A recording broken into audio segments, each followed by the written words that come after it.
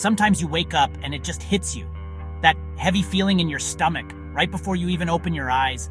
It's a school day, and your brain just goes, nope, not today. It's not that you're lazy or that you hate everything. It's just a lot. Sitting in those plastic chairs, under those humming fluorescent lights, trying to make your brain absorb historical dates, trying to make your brain absorb math formulas that look like a secret code. It can feel like you're trying to run a marathon, but you're stuck in mud up to your knees. You just want to pull the covers over your head and wait for it all to go away. I get it. I really do.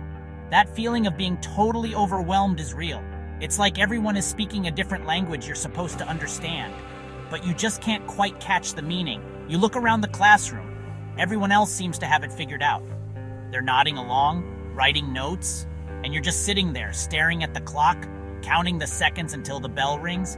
It makes you feel lonely even when you're surrounded by people.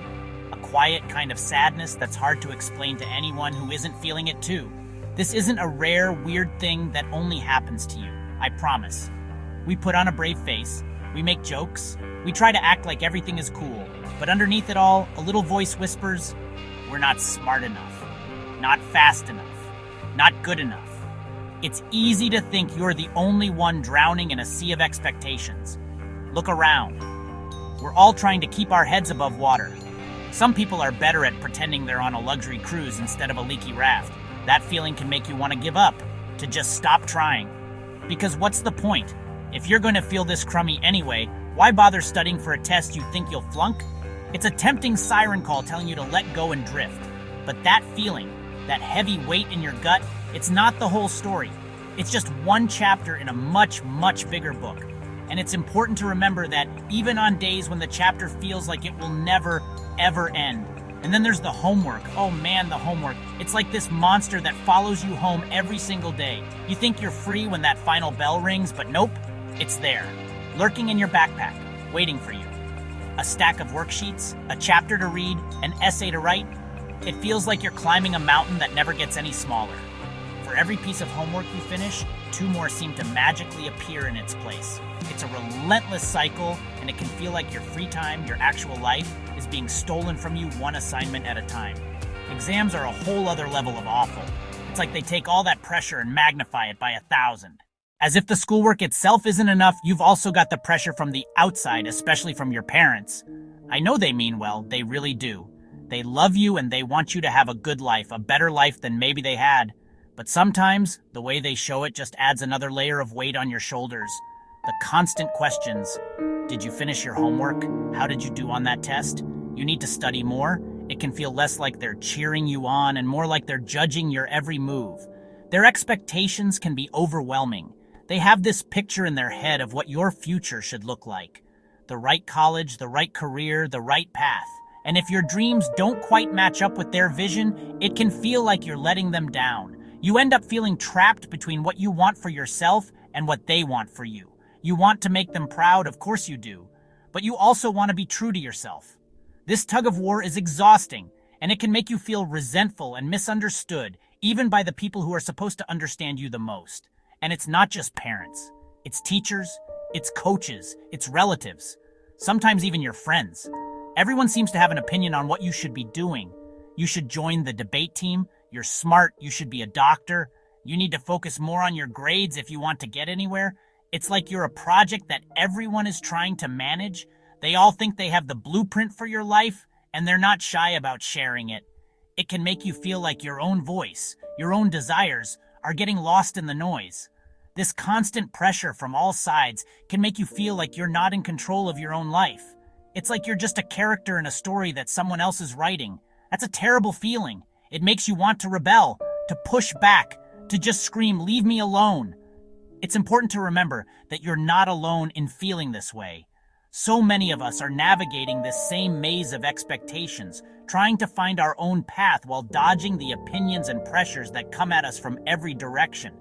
It's a tough balancing act for sure. Here's something that took me a long time to figure out. All this stuff, the studying, the tests, the grades, it feels like you're doing it for them, for your parents, so they can brag to their friends, for your teachers, so they can put a good grade in their book, for some invisible future college admissions officer who will decide your fate based on a piece of paper. It feels like a performance, a show you have to put on for everyone else. And when you feel like you're only doing it for others, it's so easy to lose motivation. Why work hard for someone else's dream? But what if we flipped that? What if you started to see it differently? All this work, all this effort, it's not really for them. It's for you. It's for the future version of you. 5, 10, even 20 years down the road. That person is counting on the you of today to put in the work, to build the foundation.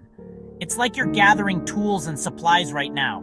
It might seem like a random pile of junk, a weird-looking wrench from algebra, a dusty old map from history, but one day you're going to need those tools to build something amazing, something that is all yours. Think about what you love, what you're passionate about. Maybe you dream of making movies, designing video games, starting your own clothing brand, or traveling the world. Whatever it is, that's your dream. Not your parents' dream, not your teacher's dream, yours. Let's be real for a second. Without school, getting to that dream job, that treasure island you've imagined for yourself, would be incredibly hard. It's like trying to navigate a giant, stormy ocean without a map or a compass. You hear stories about billionaires who dropped out of college, but those people are the exception, not the rule. They're like lottery winners. For most of us, education is the map. It shows you the way and helps you avoid the rocks. A doctor? You need to go to school for a very, very long time. A graphic designer? You need to learn the software, understand color theory, build a portfolio, all things you can start doing in school. An architect? You need math, physics, even jobs that seem like they don't require school, like being a professional YouTuber. You still need skills. A musician? You need to practice, manage money, market yourself, and communicate effectively. It's all connected, even if the lines are blurry right now. Think of school less as a step-by-step manual and more as a general training program for your brain. It teaches you how to learn, how to solve problems, how to manage your time, how to deal with things you find difficult or boring. These are skills you'll use for the rest of your life. I know.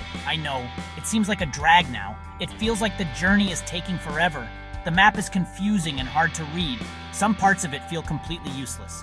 Why learn about the Ottoman Empire to become a sound engineer? It's a valid question. Think of school as a gym for your brain. Some exercises are tedious, your muscles will ache, but you're getting stronger.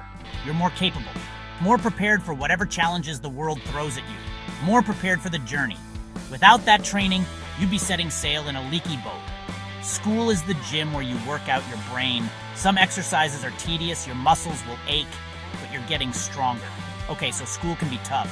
The classes, the homework, the pressure, it's all real. But in between the stressful exams and the boring lectures, there are moments that are actually fun. Think about your friends. The hallways are where you see them, where you catch up, where you share some stupid inside joke that makes you all burst out laughing. Lunchtime is about sitting with your crew, talking about everything and nothing. And what about the other things? The non-academic stuff? Maybe you're on the basketball team and you love the thrill of the game, the roar of the crowd, or maybe you're in the school play and you feel alive when you're on stage, or art class where you can just zone out and create something cool with your hands. These are the parts of school that let you be you. Let's talk about the teachers. They can make or break a class or a whole year.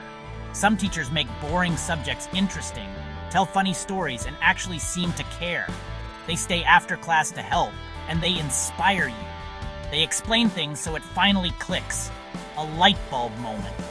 These teachers are out there, genuine heroes. But then, there are the other ones.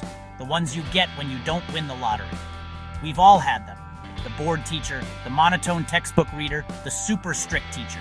A bad teacher can make 45 minutes feel like 4 hours and make you dread going to school. And you know what? That's normal. It's okay to not like every teacher. Learning to deal with different personalities is an important life skill. Sometimes when you're really fed up, it's easy to fantasize about a world with no school. No alarm clocks, no homework, no exams, pure freedom. But after a month or a year, you'd start to feel aimless with no structure, no goals. School gives your life a rhythm, a reason to get out of bed, a challenge to push against. It's a temporary chapter, not the whole book. And it truly does get better.